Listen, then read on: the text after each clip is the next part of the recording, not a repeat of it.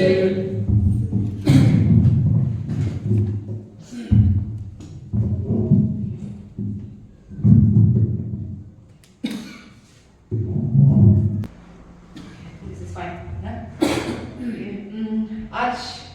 खुशी का दिन है, as we all know, right? आज संडे का दिन है, खुशी का दिन है, पर हमारे बीच आज कुछ बुरी खबर भी है।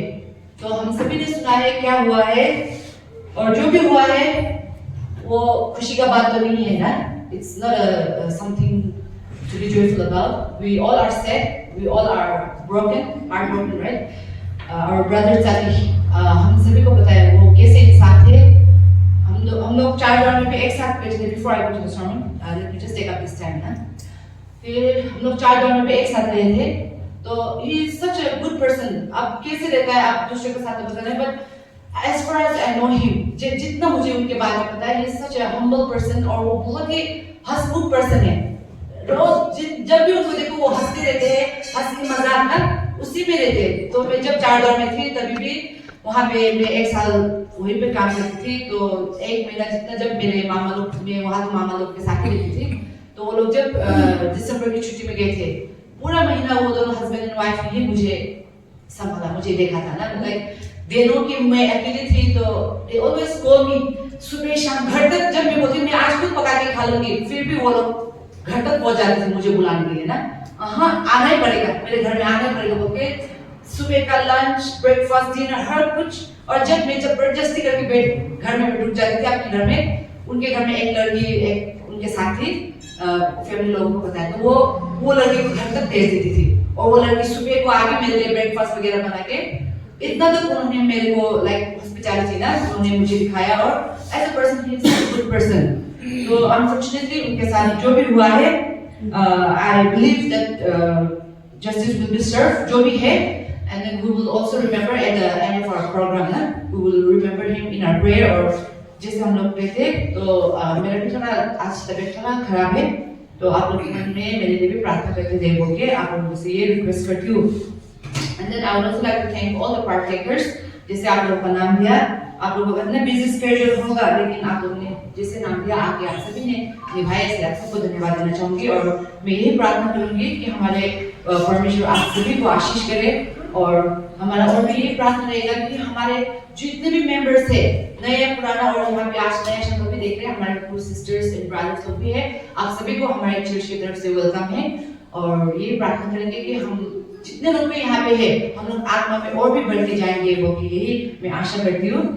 आज यहाँ पे हमारा मैसेज है एजेकियल चैप्टर 24 से। एजेकियल हिंदी में एजेकियल चैप्टर 24 का मैं वर्स नहीं बोलूंगी क्योंकि we will look the whole chapter, और यहाँ पे मैं देख जाऊंगी। And the title of today's message is when God boils the pot। When God boils the pot, Hindi में जब परमेश्वर बर्तन उबालने लगता है। When God boils the pot। तो यहाँ पे हम लोग देखेंगे what does it mean ना। आप लोगों को अजीब सा लग रहा होगा topic, but we will look into it। What does God mean when he said boiling the pot? What does, ये एक पैराबल है जो परमेश्वर ने हेzekiel को दिया था ना, what God commanded to Hezekiel। and what does this parable mean? Boiling the pot, what does it mean? हम लोग देखेंगे। और यहाँ पे हेzekiel का जब आप लोग पढ़ के जाएंगे, हेzekiel का चैप्टर 24 में अगर आप पढ़ के जाओगे तो आप लोगों को मिलेगा कि यहाँ पे the chapter of Hezekiel, the whole book of Hezekiel, वो एक imaginary और warning, spiritual warning यहाँ पे हमें दिखाता है ना। ये this shows the warning and a vivid imagery of spiritual warnings। It shows the imagery spiritual warnings। and then यहाँ पे सिर्फ एक warning ही नहीं, when God gives warning, He gives with a purpose ना, मकसद के साथ। परमेश्वर जब हमें कुछ judgment न्याय देता है, या फिर जब भी वो whenever He commands, whenever He speaks, what does He do? He not only commands but every time he speaks out, every time जब भी वो judgment लाता है, every time जब भी वो न्याय लाता है, वो एक मकसद के साथ लाता है। हमें बर्बाद करने के लिए नहीं, हमें खत्म करने के लिए नहीं, बल्कि हमें प्यूरिफाई करने के लिए, या फिर हमें करेक्शन करने के लिए, या फिर हमें पाप से बाहर निकालने के लिए ना। every time when God boils the pot। so यहाँ पे हम देखते जाएंगे हेzekiel ने हम जब भी जेरूसलम के बारे में बात करते हैं, we always think that Jerusalem, ना, wow, the city of Jerusalem, जहाँ पे जीसस घूमता था, जहाँ पे जीसस अपने डिसाइपल्स के साथ घूमता था, या फिर जहाँ पे जो भी बाइबल के लोग हैं, यहाँ पे बड़े बड़े जिनका नाम हम पढ़ते हैं, जेरूसलम, ना, तो many times we only look, हम लोग ऊपर से देखे, we only see the good part, but when we read the book of Ezekiel, there are so many things. What I learned just recently when I was preparing this sermon, I was also shocked, ना, कि अरे Jerusalem, the city, what the city, हम लोग कितने लोग admire करते हैं, कई लोग तो अभी बहुत Christians लोग हैं, मरने से पहले एक बार Jerusalem तो जाऊंगा, ना, बहुत Christians लोग अभी बुरा बुरी लोग बोलोगे, मरने से पहले एक बार इज़राइल जाऊंगा, ना, उन लोगों का यही होता है. But when we see the book of Ezekiel here, the Lord, ना, परमेश्वर ने यहाँ पे जेरूसलम सिटी को क्या नाम दिया है? The city of blood, the city of bloodshed, ना, यहाँ पे रात का नगरी बोल के परमेश्वर ने नाम दिया है, the city of bloodshed. तो यहाँ पे क्यों परमेश्वर ने जेरूसलम सिटी को क्यों ये नाम दिया, ना? जेरूसलम को ये नाम क्यों दिया? बल्कि हम तो सोचते थे कि जेरूसलम तो एक बहुत ही सुंदर सा सिटी होगा, ना, जहाँ पे परमेश्वर का काम होता था, जहाँ पे बाइबल में हर जगह में हम लोग देखें तो जेरूसलम जेरूसलम, ना, इज़राइल, इन सब का नाम हमने सुना है. तो यहाँ पे बाइबल में यहाँ हेज़ेकियल में तो परमेश्वर ने सीधा नाम दे दिया है the city of bloodshed, रात का नगरी. Why? यहाँ पे हम देखेंगे और यहाँ पे परमेश्वर में यहाँ पे we'll see थोड़ा सा बैकग्राउंड लिखेंगे यहाँ पे जेरूसलम का. क्यों जेरूसलम के ऊपर न्याय क्यों आया? What are the sins that Jerusalem committed? ना, कि ऐसा कौन सा पाप था ये जेरूसलम लोगों ने किया कि परमेश्वर ने उनको इतना बड़ा नाम दे दिया, ना? तो यहाँ पे जब हम पढ़ के जाएंगे तो हमें दिखेगा कि Jerusalem was bloodshed not only because परमेश्वर ने उसको bloodshed का नाम इसीलिए नहीं दिया कि not only because वो वार, ना, not only because वो वार करते थे, not only because युद्ध के कारण से नहीं दिया था, सिर्फ युद्ध के कारण से नहीं दिया था, बल्कि they were spiritually polluted, ना, आत्मिक जीवन में वो पूरा polluted हो गए, मतलब पूरा गंदा हो चुका था. वो spiritual life में, अपने आत्मिक जीवन में, moral life में, spiritual life में, ना, adulterous, they were living a sexual immoral life. ये सब चीजों में वो लोग मतलब पूरा गंदगी पाप से भर गया था. So at last परमेश्वर हुआ क्या हुआ? और ये मूर्ति पूजा भी करने लगे, ना. The greatest sin that they committed was the idolatry. उन्होंने क्या किया? पत्थर पेड़ से वो लोग मूर्ति बना के परमेश्वर को ठुकरा के, ना, परमेश्वर से मुंह मोड़ के उन्होंने क्या किया? पत्थर पूजा करने लगे, पेड़ पूजा करने लगे, ना, मूर्ति पूजा करने लगे वो लोग. और जो परमेश्वर ने उनको भेंट में दिया था, ना, जो परमेश्वर ने उनको गिफ्ट दिया था, ये धन दौलत, जो gold, silvers and golds that God gifted them, they started offering it to the idols. And not just offering, but they started making idols with those gifts that God has gifted them. ना, जो परमेश्वर ने उनको blessings दिया था, gold and silver, उनसे वो लोग अब मूर्ति बनाने लग गए थे. So it was like betrayed God, ना, बिल्कुल परमेश्वर को betray करने लगा था. Here the word of God says it was like spiritual adultery. We always talk about adultery, ना. तो यहाँ पे जब जेरूसलम लोगों ने मूर्ति पूजा करना शुरू कर दिया था, God felt like it was a spiritual adultery, ना, आत्मिक व्यभिचार. तो ये पूरा परमेश्वर का वो धोखा देने लग गया था. So because of that, what happened? God had to boil the pot. God had to boil the pot. परमेश्वर को बर्तन उबालने में मजबूर कर दिया. And when we see that even the spiritual leaders, ना, spiritual leaders कौन है? Prophets थे, बहुत लोग थे ना वहाँ पे. आज भी है. There are so many prophets. Now we see there are so many God-gifted people, ना, spiritually gifted people.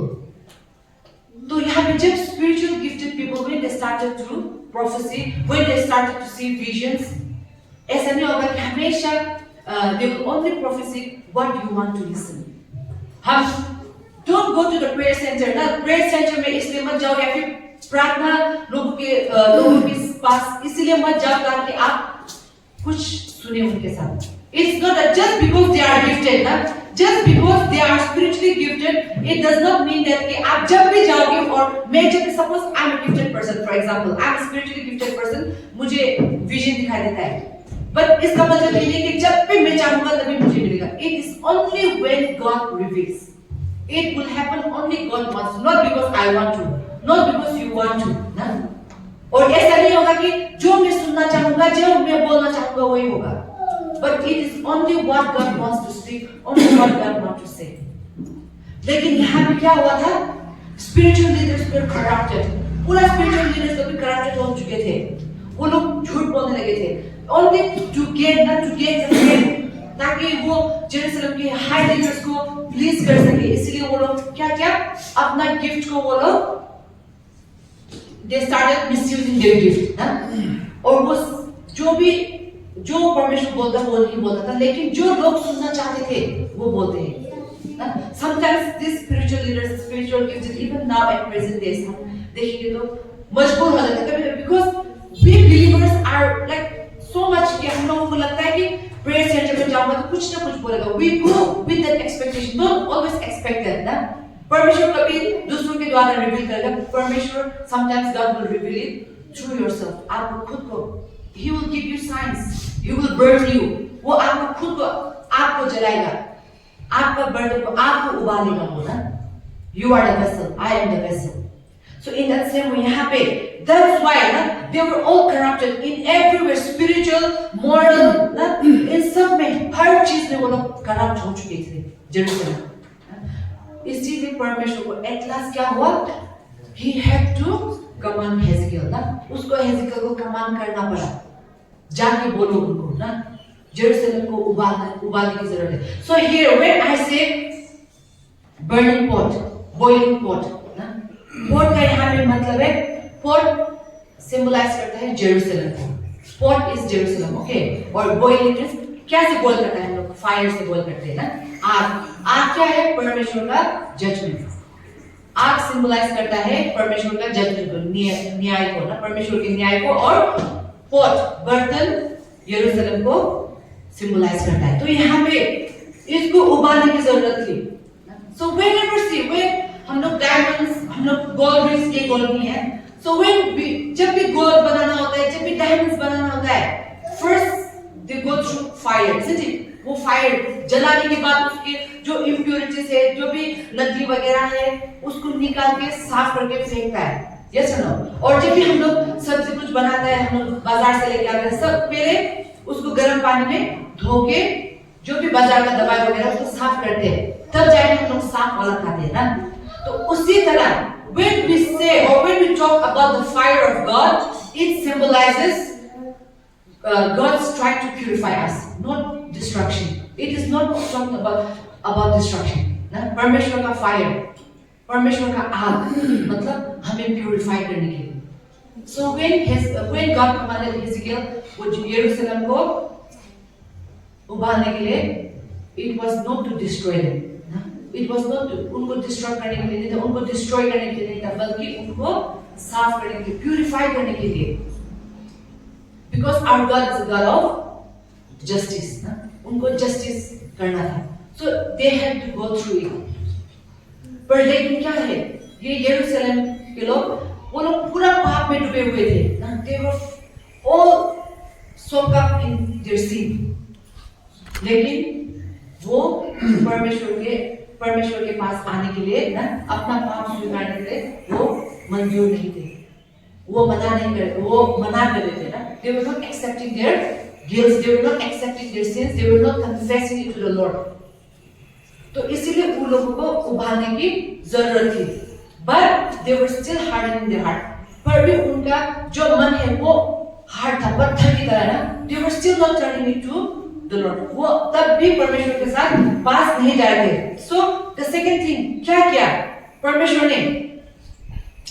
Now from the boiling pot सीधा परमेश्वर ने दिशा मोड़ने और and now in the second one it talks about when we see Hezekiah chapter 24 verses 6 and 8 हमने देखने से हमें लगा वो to the city of bloodshed it has not been cleaned out वो अभी भी साफ नहीं हुआ यहाँ पे sin that has been बर्तन में खून पाप जो कभी धोया नहीं गया बर्तन में खून था that shows that उनके पाप मतलब पूरा फैल गया था जब so when जैसे हम लोग बर्तन को आग में जलाने से वो साफ नहीं होता ना उसका जो नीचे वो काला लग जाता है उसको हमें क्या करना पड़ता है स्टील व्हील से ना लोग करते हैं स्टील व्हील से लेके वो बर्तन को घिसते हैं ये सब हम लोग घिस के ही उसके बाद शाइनिंग करते हैं so what is God do first he tried to boil boil करके आराम से he tried to boil and then he tried to purify but Jerusalem the people of Jerusalem उनके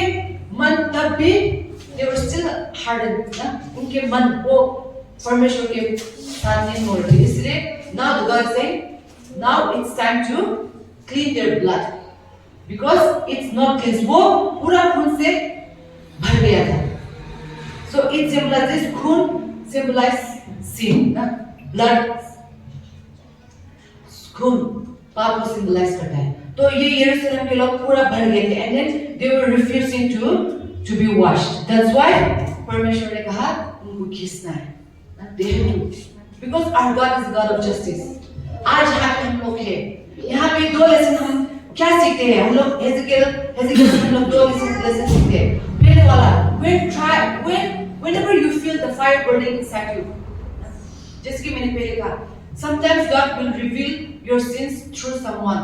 ना कभी-कभी परमेश्वर आपका पाप जो आप कर रहे हो जो आप गलतियां कर रहे हो आपके दोस्त के द्वारा आपके माता पिता के द्वारा ना किसी और के द्वारा आपको सिखाने की आपको करेक्शन करने की कोशिश करेगा बट समटाइम्स परमेश्वर क्या करेगा आपके अंदर आग जलाएगा ना the feeling the guilt God will start to reveal within yourself आपके अंदर में परमेश्वर आपको खुद को वो उबालेगा जैसे कि उन्होंने यरूशलेम को उबालने की कोशिश की आग से तो जब भी आपको ये आग अपने अंदर महसूस होता है you have to question yourself not blame someone else ना किसी और को ब्लेम करना नहीं पर आपको खुद को सवाल करना है what is God trying to reveal परमेश्वर क्या दर्शाना चाहता है परमेश्वर मुझे क्या बोलना चाहता है मेरे मन में जो बातें या फिर मैं जो भी कर रहा हूँ क्या वो गलत है क्या परमेश्वर चाहता है कि मैं इस चीज से मुड़ जाऊं you have to question yourself आपको खुद को सवाल करना है ना कि किसी और को जाके sometimes we have the tendency ना हम लोग कभी हमारे अंदर में वो टेंडेंसी है कि हम लोग जब कुछ गलत करते हैं या फिर कोई आके हमें करेक्शन करता है तो we started to blame someone else or we started to blame our circumstances we started to blame our situations हम लोग ब्लेम करने में लग जाते हैं ना कि हम लोग करेक्शन करने में खुद को तो जब परमेश्वर आपको उभारता है जब परमेश्वर का आग आपके अंदर में आता है स्टार्ट टू क्वेश्चन योरसेल्फ यहाँ पे हेजेकियल ना the last thing we see the message from the book of Hezekiel a silent prophet and a deep pain हेजेकियल का खुद का लाइफ से हम देखेंगे कि परमेश्वर क्या जताना चाहता है जब हेजेकियल चैप्टर 24 का वर्सेस 15 to 18 में यहाँ पे देखते से हमें मिलेगा I am about to take away the delight of your eyes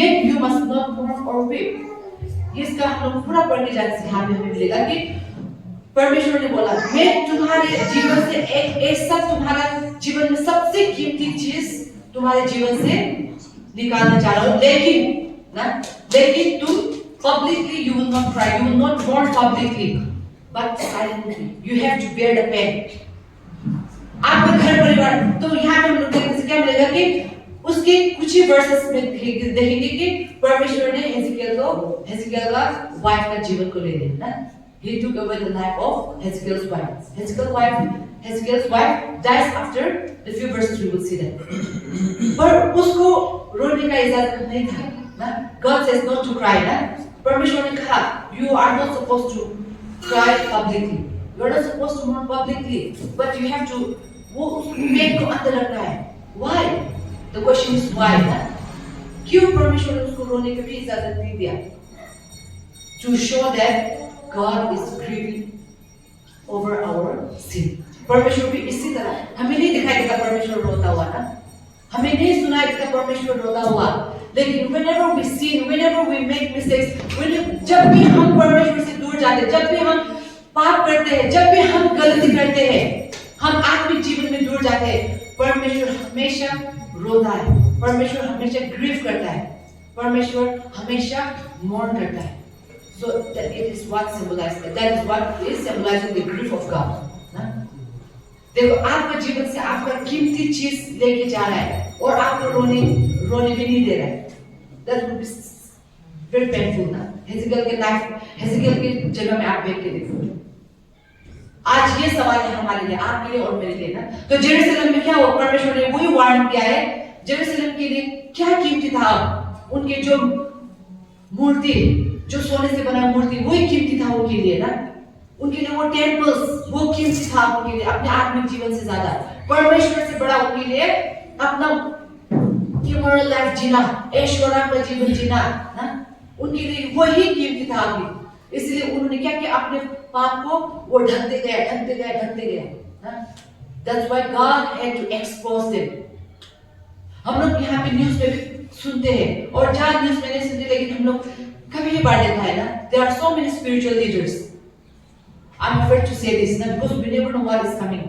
But हम लोग देखते कई spiritual leaders है, वो सालों साल ना 20 years 30 years काम करके वो लोग आत्मिक जीवन में गिर जाते हैं.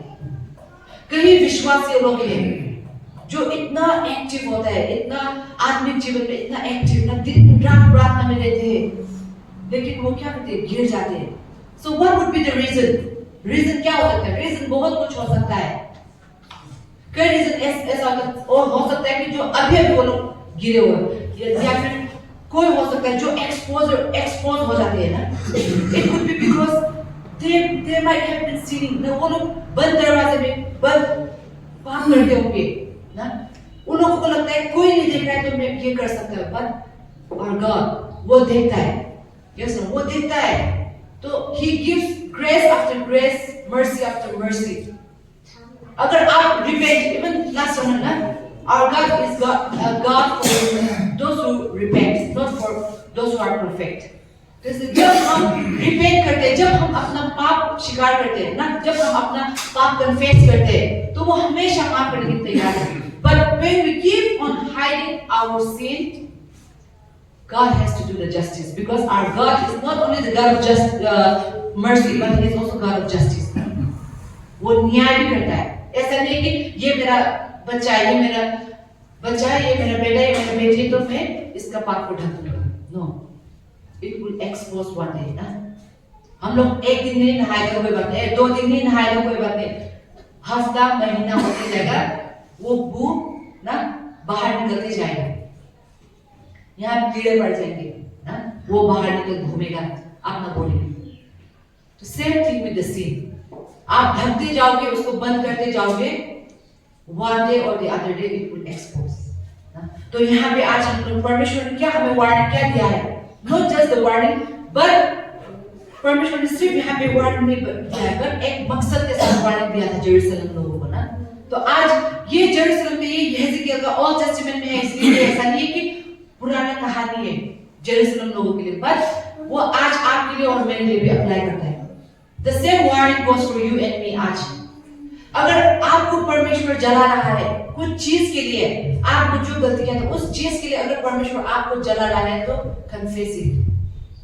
उसको रोको मत, बल्कि परमेश्वर के आगे जाके आप उसको कन्फेस करो. परमेश्वर आगे आपको जलाने से पहले ना, परमेश्वर ने पहले उबाला था जेरूसलम को, बाद में आपको घिसना पड़ा. So they had to go through a lot.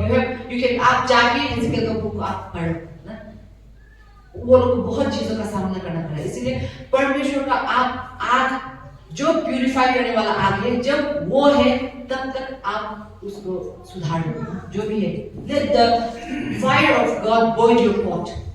You are the pot ना, boil हो जाओ और उसको जो भी आपके अंदर में, हमारे अंदर जो भी इम्प्यूरिटीज है उसको प्योर करो.